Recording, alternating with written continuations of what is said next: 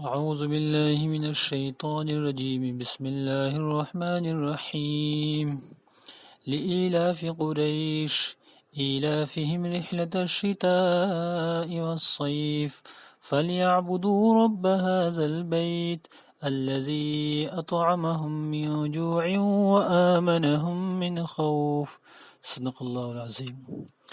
لإیلاف قریش، چونکہ قریش کے لوگ عادی ہیں یا عادی ہو گئے ہیں، ایلافہم رحلۃ الشتاء والصیف، یعنی وہ سردی اور گرمی کے موسموں میں سفر کرنے کے عادی ہیں، خوگر ہو گئے، مائل ہو گئے۔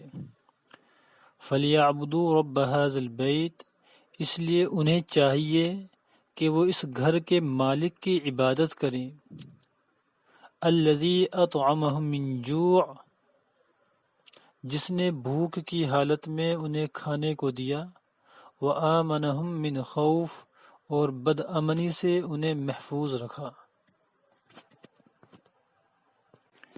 یہ قرآن کریم کی سورہ قریش ہے، جس میں ایک رکوع، 4 آیتیں، 17 کلمات اور 73 حروف ہیں۔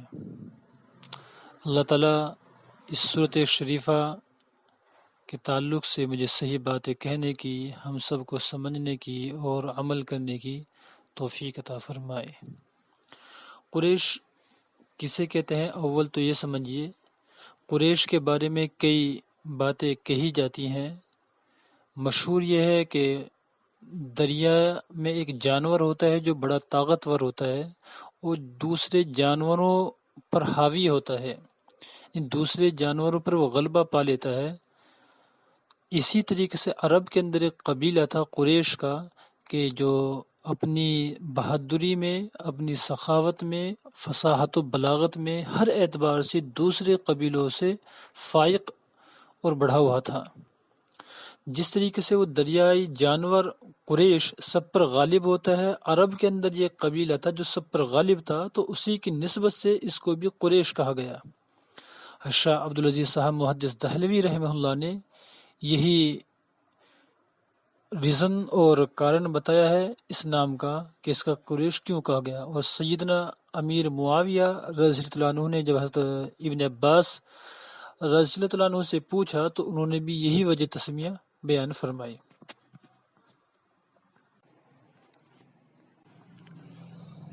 اللہ کے رسول علیہ الصلوۃ والسلام ہاشمی بھی ہیں اور قریشی بھی ہیں۔ آپ صلی اللہ علیہ وسلم کے دادا کا نام عبد المطلب اور ان کے ابو کا نام عبد مناف، جن کا لقب ہاشم، یعنی آپ کے دادا محمد بن عبداللہ بن عبد المطلب بن ہاشم۔ ہاشم کی اولاد کو ہاشمی کہا جاتا ہے، اسی لیے آپ علیہ الصلوۃ والسلام ہاشمی ہیں۔ اور آپ کے نسب میں 13ویں دادا کا نام محمد بن عبداللہ بن عبد المطلب بن ہاشم بن عبد مناف بن قصی بن کلاب بن مرہ بن کعب بن لوی بن غالب بن فہر بن مالک بن نضر بن کنانہ۔ تو نضر ابن کنانہ کا لقب قریش تھا، ان کی اولاد کو قریشی کہا جاتا ہے۔ تو اس اعتبار سے اللہ کے رسول علیہ الصلوۃ والسلام قریشی بھی ہیں، کیونکہ آپ کے دادا نضر ابن کنانہ کو قریش کہا جاتا تھا، اور آپ ہاشمی ہیں اس لیے کہ آپ کے تیسرے چوتھے دادا ہاشم تھے، ان کے اولاد کو ہاشمی کہا جاتا ہے۔ بالفاظ دیگر بنو ہاشم قریش ہی کی ایک شاخ ہے۔ آپ علیہ الصلوۃ والسلام، آپ کے چچا حضرت عباس، حضرت علی، حضرت جعفر، حضرت عقیل رضی اللہ تعالیٰ عنہ مجمعین بھی بنو ہاشم میں سے تھے، اور حضرت ابوبکر صدیق، حضرت عمر فاروق، حضرت عثمان غنی اور تمام بنو امیہ قریش میں سے تھے، ہاشمی نہیں تھے۔ اللہ کے رسول علیہ الصلوۃ والسلام نے فرمایا کہ بے شک اللہ تعالیٰ نے اسماعیل کے اولاد سے کنانہ کو چنا، اور کنانہ کی اولاد میں سے قریش کو منتخب کیا، اور قریش میں سے اللہ نے بنو ہاشم کو پسند فرمایا اور بنو ہاشم میں سے اللہ نے مجھے چھانٹ لیا۔ بہرحال یہ تھی قریش کے بارے میں کہ قریش کسے کہتے ہیں، یہ آپ کے سامنے عرض کر دیا گیا، اور اس سورت کا نام قریش رکھا گیا۔ پہلی ہی آیت میں ہے لإیلاف قریش۔ اللہ رب العزت نے اس سورت کے اندر 2-3 نعمتوں کا تذکرہ فرمایا کہ اس سے پہلی صورت میں آپ سن چکے ہیں کہ اللہ نے بیت اللہ کی کس طریقے سے ایک معجزانہ اور حیرت انگیز گویا کہ ایک چمتکارک روپ سے اللہ نے بیت اللہ کی حفاظت فرمائی۔ بیت اللہ کے ارد گرد جو لوگ رہتے تھے، یعنی جو قریش تھے، کنانہ کی اولاد جو تھی، ان کی جو آمدنی تھی، مکے کے بارے میں آپ جانتے ہیں کہ مکہ ایک ایسی جگہ ہے کہ جو پہاڑیوں کے درمیان میں ہے، جہاں پر نہ کھیتی ہوتی ہے، نہ وہاں پر باغات ہوتے ہیں، نہ وہاں پر کوئی کمپنی ہے، نہ وہاں پر کارخانے تھے۔ کوئی بھی ایسی چیز جو روزی روٹی کمانے کے لیے ہو، اکنومک کے لیے ہو، آدمی جس سے اپنی جیویکا چلا سکے، ایسی کوئی چیز نہیں ہوا کرتی تھی۔ قریش کی جو آمدنی ہوتی تھی جس سے ان کی روزی روٹی اور زندگی کا گزر بسر ہوتا تھا، کہ حاجی لوگ حج کرنے کے لیے آتے تھے تو ان کو نظر اور منتیں وہ چڑھایا کرتے تھے، وہ دیا کرتے تھے، وہی ان کی روزی روٹی ہوا کرتی تھی۔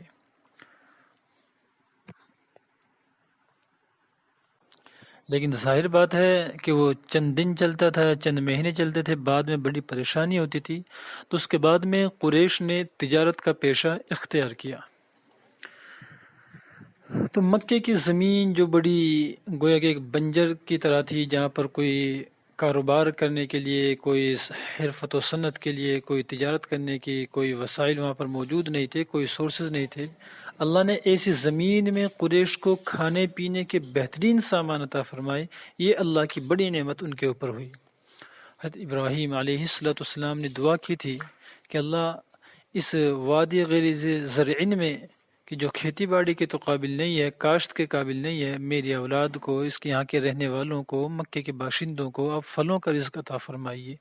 اللہ نے اپنے خلیل کی اس دعا کو قبول فرمایا اور مکہ حرم کے آس پاس رہنے والوں کو، حرم میں رہنے والوں کو بہترین رزق سے اللہ نے وافر مقدار میں رزق عطا فرمایا۔ تو اللہ نے اپنی نعمتوں کا تذکرہ فرماتے ہوئے قریش کو یہ متوجہ کی اس بات کی طرف کہ ایک اللہ کی عبادت کی جائے جس نے تمہیں یہ نعمت سے نوازا ہے۔ دوسرے وہ کاروبار کرتے تھے، اور جب سے وہ فیل والا یعنی حبشہ کا جو بادشاہ آیا تھا کعبے کو ڈھانے کے لیے، اللہ نے اس کی حفاظت فرمائی ابابیل کے ذریعے سے، تو دور دور تک مکے والوں کا روب دبدبا اور ان کی عزت اور ان کے وقت لوگوں کے دلوں میں بیٹھ گئی تھی کہ یہ تو اللہ کے خاص بندے ہیں، کہ اللہ نے اتنے بڑے لشکر کو کیسے ختم کر دیا، اور مکے کی اور مکے والوں کی اور بیت اللہ کی حفاظت فرمائی۔ اس زمانے میں مکے میں لوٹ مار کا اور چوری ڈکیتی کا بڑا رواج تھا، بڑا زور تھا۔ اللہ کے رسول علیہ السلام کے زمانے سے پہلے، آپ کے پیدا ہونے سے پہلے، یہ بڑا مشکل تھا کہ آدمی کوئی کاروبار کرے، کوئی سامان لے رہا ہو اور اس کو لے کر گزر جائے۔ لیکن قریش کو کوئی چھیڑتا نہیں تھا، اس لیے کہ وہ جانتے تھے کہ یہ حرم کے رہنے والے ہیں، بیت اللہ کے پاس کے رہنے والے ہیں، اس لیے اللہ کے خاص بندے ہیں، ان کے ساتھ میں کوئی چھیڑ چھاڑ نہیں کرتا تھا۔ اور بڑے بڑے قافلے، بڑے بڑے تجارت کا سامان وہ ادھر سے ادھر لے جاتے، لیکن کوئی ان کو روکتا ٹوکتا نہیں تھا۔ اس کا اندازہ آپ اس سے لگائیے کہ غزوہ بدر کے موقع پر جب اللہ کے رسول علیہ السلام نے ابو سفیان کے لشکر کی تلاش میں کچھ صحابہ کو بھیجا، تو ابو سفیان کا لشکر تقریباً 1000 اونٹوں پر مشتمل تھا، یعنی 1000 اونٹوں پر تجارت اور ویاپار کا سامان تھا، اور 50-800 آدمی اس کی حفاظت کے لیے ہوتے تھے۔ اتنے بڑے بڑے قافلے، اتنے زیادہ سامان کے ساتھ میں جاتے تھے، اور حفاظت کے لیے چند آدمی ہوا کرتے تھے، لیکن کوئی راستے میں روکتا ٹوکتا نہیں تھا۔ وہ جانتے تھے کہ حرم کے رہنے والے ہیں، تو اللہ نے حرم کو ان کے لیے امن کی جگہ بنایا۔ تو ایک تو ان کو کوئی ڈاکوؤں کا، دشمنوں کا خطرہ نہیں تھا، اس لیے کہ وہ بیت اللہ کے پاس میں رہتے تھے، اور بیت اللہ وہ جگہ ہے اس کے آس پاس میں تقریباً کہیں پر 10 کوس تک، کہیں پر ایک سمت میں 3، ایک سمت میں 6، یعنی ایک متعین ایریا ہے کعبے کے چاروں طرف کہ اس کے اندر کوئی کسی کو قتل نہیں کر سکتا، کوئی کسی کو مار نہیں سکتا۔ یہ اللہ نے اسے امن کی جگہ پر بنایا کہ اگر ایک مجرم بھی اس جگہ میں چلے جائے تو مجرم کو بھی آپ سزا وہاں پر نہیں دے سکتے۔ تو اللہ تعالیٰ فرماتے ہیں کہ لِإِيلَافِ قریش، ہم نے قریش کو عادی بنایا، یعنی قریش عادی ہو گئے کس چیز کے؟ ایلافہم رحلۃ الشتاء والصیف، کہ وہ سردی اور گرمی کے زمانے میں سفر کرنے کے عادی ہو گئے، لمبے لمبے سفر۔ گرمی میں وہ ملک شام جاتے تھے کہ شام کے علاقہ ٹھنڈا ہوتا تھا، وہاں سے تجارت کرتے تھے، سامان وہاں لے جاتے، وہاں سے لاتے، جس سے ان کی روزی روٹی چلتی تھی، بغیر کسی ڈر کے، بغیر کسی لگان کے، بغیر کسی ٹیکس کے وہ اپنے کاروبار اور ویاپار کیا کرتے تھے۔ اور سردی کے زمانے میں وہ ملک یمن جاتے تھے، یمن کا علاقہ گرم ہوتا تھا، تو گویا کہ ان کا ٹور اور پکنک بھی ہو جاتا تھا، تجارت بھی ہو جاتی تھی، اور ان کے ضروریات کا انتظام بھی ہو جاتا تھا۔ اللہ تعالیٰ فرماتے ہیں کہ ہم نے فَلْيَعْبُدُوا رَبَّ هَذَا الْبَيْتِ الَّذِي أَطْعَمَهُم مِّن جُوعٍ، فَلْيَعْبُدُوا رَبَّ هَذَا الْبَيْتِ۔ تو جب اللہ نے یہ دو انعام ان کے اوپر کیے، کیا؟ ایک تو ایسی جگہ جہاں پر کوئی کھانے پینے کا سادھن نہیں تھا، اور ایسی جگہ جہاں پر رہنے تو کیا زندگی گزارنے کے لیے بھی کوئی سامان موجود نہیں ہو سکتا تھا، اللہ نے اس جگہ میں دنیا کی ساری نعمتوں کو لا کر بکھیر دیا۔ آج بھی آپ دیکھیے کہ عرب کے اندر ہر طرح کا پھل اللہ کی قدرت سے مہیا ہو جاتا ہے کہ آپ کو دنیا میں جو پھل نہیں ملے گا، جو چیزیں نہیں ملیں گی، اللہ اپنے خلیل اور اپنے حبیب کی دعاؤں کی برکت سے اس چیز کو وہاں پر لے آتے ہیں۔ تو اللہ نے ایک تو انعام کیا کہ کھانے پینے کی ان کی جو سمسیایں، جو پریشانیاں تھیں وہ ختم کر دی۔ دوسرے اللہ نے ان کو امن و امان اور عافیت عطا فرمائی کہ وہ عافیت تھی اور لوگوں کے دلوں میں ان کی عزت تھی۔ تو اللہ نے ان انعامات کو، ان احسانات کا تذکرہ فرما کر متوجہ کیا کہ فَلْيَعْبُدُوا رَبَّ هَذَا الْبَيْتِ، اے لوگو یہ چیز، یہ احسان، یہ اکرام تمہارے ساتھ میں کیا گیا تو کوئی بیکار نہیں کیا گیا۔ اب ایک شریف انسان کی شرافت کا تقاضا یہ ہے، ایک اچھے انسان کی اچھائی اس بات پر اس کو مجبور کرتی ہے کہ وہ اس مالک کی عبادت کرے جس مالک نے یہ نعمتیں، یہ آسائشیں، یہ راحتیں تمہارے لیے مہیا کی ہیں۔ تو فَلْيَعْبُدُوا رَبَّ هَذَا الْبَيْتِ، اس گھر کے رب کی تم عبادت کرو۔ کہ تمہیں جو یہ امن و امان مل رہا ہے، کیوں؟ اس گھر کی وجہ سے۔ تمہیں یہ کھانے پینے کو مل رہا ہے، کیوں؟ اس گھر کی وجہ سے۔ تمہیں یہ عزت اور سمان مل رہا ہے، کیوں؟ اس گھر کی وجہ سے کہ لوگ تمہارے مال پر، تمہاری جان پر، تمہارے گھروں پر ڈاکہ نہیں ڈالتے۔ سورہ عنکبوت کے اندر اللہ تعالیٰ فرماتے ہیں کہ اولم یروا ان جعلنا لهم حرما آمنا ويتخطف الناس من حولهم، کیا یہ لوگ نہیں دیکھتے ہیں؟ اللہ نے ان کو سر کی آنکھیں نہیں دی ہیں کہ یہ دیکھیں کہ حرم کو اللہ نے ان کے لیے کیسا امن کی جگہ بنا دیا، جبکہ آس پاس میں دوسرے علاقوں میں kidnapping, raping, shooting, killing, fighting, نہ جانے ہر طرح کے کرپشن اور بدعنوانیاں اور گناہ اور لوٹ کھسوٹ ہو رہی ہے۔ لیکن عرب کا وہ علاقہ کہ جہاں پر بیت اللہ ہے، جہاں پر اللہ کا گھر ہے، کعبۃ اللہ ہے، اور اس کے آس پاس کے علاقے کو اللہ نے کیسا محفوظ بنا دیا کہ نہ ریپنگ ہے، نہ شوٹنگ ہے، نہ کلنگ ہے، نہ فائٹنگ ہے، کوئی بھی کسی بھی طرح کرائم نہیں ہے۔ تو تمہیں شرم آنی چاہیے، تمہیں اس احسان کا بدلہ ادا کرنا چاہیے، اور وہ یہ ہے کہ فَلْيَعْبُدُوا، تم عبادت کرو اپنے رب کی، اس گھر کے رب کی عبادت کرو کہ جس گھر کی وجہ سے تمہیں نعمتیں ملی ہیں، تو وہ مالک جو اس گھر کا رب ہے اس کی تو اور زیادہ تمہیں عبادت کرنی چاہیے۔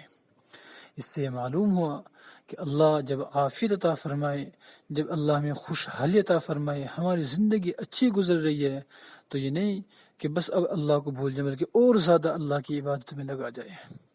آج معاملہ اس کے برعکس ہے، اللہ کسی کو 2 روپے دے دے، اللہ کسی کے کاروبار کو چلا دے تو پھر وہ گویا کہ وقت کا فرعون بن جاتا ہے۔ آپ شادیوں میں دیکھیے کہ خوشی کے موقع پر خدا کو بھول جاتے ہیں، حالانکہ یہ وہ وقت ہے کہ جب اور زیادہ اللہ کو یاد کرنا چاہیے کہ اللہ نے مجھے مال دیا ہے، اس مال کو میں صحیح جگہ پر صحیح مصرف پر خرچ کروں۔ یہ مال عیاشی میں اڑانے کے لیے، یہ مال دکھاوے میں اڑانے کے لیے، یہ مال اپنے ناک کوچی کرنے کے لیے اللہ نے نہیں دیا تھا۔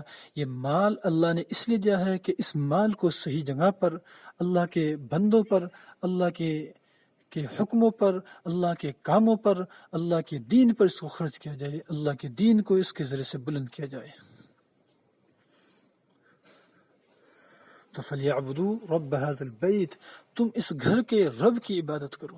اس گھر کا جو رب ہے، اس گھر کا جو مالک ہے، بنانے والا ہے، تو چاہیے کہ تم اس کی عبادت کرو، اس کی بندگی کرو، اس کے سامنے جھکو۔ الذی اطعمهم من جوع، جس نے تمہیں بھوک، کہ جب تم بھوکے مر رہے تھے، جب کہ ایسی جگہ جہاں پر تمہیں کھانے کو ملنا دو بھرتا مشکل تھا، اللہ نے تمہیں بھوک کا نہیں رکھا بلکہ تمہیں شکم سیر کیا، تمہارے پیٹوں کو بھرا، تمہارے کاروبار کو چمکایا، تمہاری دولتوں کو بڑھایا۔ وآمنهم من خوف، اور تمہیں دشمنوں سے امن و امان عطا فرمائی۔ اسی سے معلوم ہوا کہ اگر کسی انسان کو روزی روٹی کی کوئی پریشانی نہیں ہے، یعنی ایسی جگہ پر وہ آباد ہے جہاں پر اس کو روزی روٹی کمانے میں کوئی پریشانی نہیں ہو رہی ہے، امن و امان ہے، عافیت ہے، اور بسہولت اس کو روزی مل رہی ہے، تو یہ اس کے لیے اللہ کی طرف سے گویا کہ ایک رحمت اور نعمت ہے جس کا اس بندے کو شکر ادا کرنا چاہیے۔ اللہ شریف کی شرافت یہ ہوتی ہے کہ وہ نعمت ملنے پر جھک جاتا ہے، اور کمین کی کمینگی اور ذلیل اور رذیل کی رذالت یہ ہوتی ہے کہ وہ نعمت ملنے پر، احسان ہونے پر اور زیادہ نڈر ہو جاتا ہے اور نافرمانی کرنے لگتا ہے۔ اللہ کے رسول علیہ السلام راتوں کو ایسی عبادت کرتے ہیں کہ آپ کے پیر مبارک پر ورم آ جاتا۔ صحابہ نے پوچھا کہ یا رسول اللہ، آپ تو وہ ذات ہیں کہ اللہ نے جس کے سارے گناہوں کو بخش دیا ہے، سارے گناہوں کو معاف کر دیا ہے، پھر آپ اتنی مشقت، اتنی محنت کیوں اٹھاتے ہیں؟ آپ آرام کیا کیجئے، راتوں کو سوئیے، بس فرض نماز پڑھ لیجئے، 2-4 نفل پڑھ لیجئے۔ اللہ کے رسول علیہ السلام نے فرمایا افلا اکون عبدا شکورا، کیا میں اللہ کا فرما بردار بندہ نہ بنوں؟ تو اللہ نے اگر ہمیں نعمت عطا فرمائی ہے، اللہ نے ہمیں مال دیا ہے، اللہ نے ہمیں تندرست دی ہے، اللہ نے ہمیں عافیت سے رکھا ہے، ہمارے بدن تندرست ہیں، ہمارے محلے ٹھیک ٹھاک ہیں، گھروں میں خیر و برکت ہے، تو اب یہ اس بات کا تقاضا کرتا ہے کہ ہم اور زیادہ اللہ کی عبادت کریں۔ یہی اس صورت شریفہ کا میسج اور پیغام ہے کہ اللہ کی نعمتوں کو جب ملے تو ان کا احسان اور اس کا شکر ادا کریں، اور شکر یہ ہے کہ اس نعمت کو صحیح جگہ پر، صحیح مصرف پر، صحیح وقت میں استعمال کریں۔ اللہ تعالی ہم سب کو اپنی عبادت کے لیے قبول فرمائے۔ حضرت قاضی ثناء اللہ صاحب پانی پتی صاحب تفسیر مظہری رحمہ اللہ فرماتے ہیں کہ سورہ قریش کا پڑھنا ہر تکلیف اور مصیبت سے امان ہوتی ہے۔ اگر دشمنوں کا خوف ہے یا کسی طرح کا ڈر ہے، پریشانی ہے، تو ایسے وقت میں اس صورت شریفہ کی کثرت سے تلاوت کی جائے۔ بعض علماء فرماتے ہیں کہ 70 بار اس صورت شریفہ کو پڑھا جائے۔ اسی طریقے سے کسی کو کاروبار میں نقصان ہو رہا ہے، کاروبار میں تنگی ہو رہی ہے، کہتا ہے کہ کام بندھا ہوا ہے، کام چلتا نہیں ہے، تو اس کو ہر فرض نماز کے بعد میں اول آخر درود شریف کے ساتھ میں 7 بار اس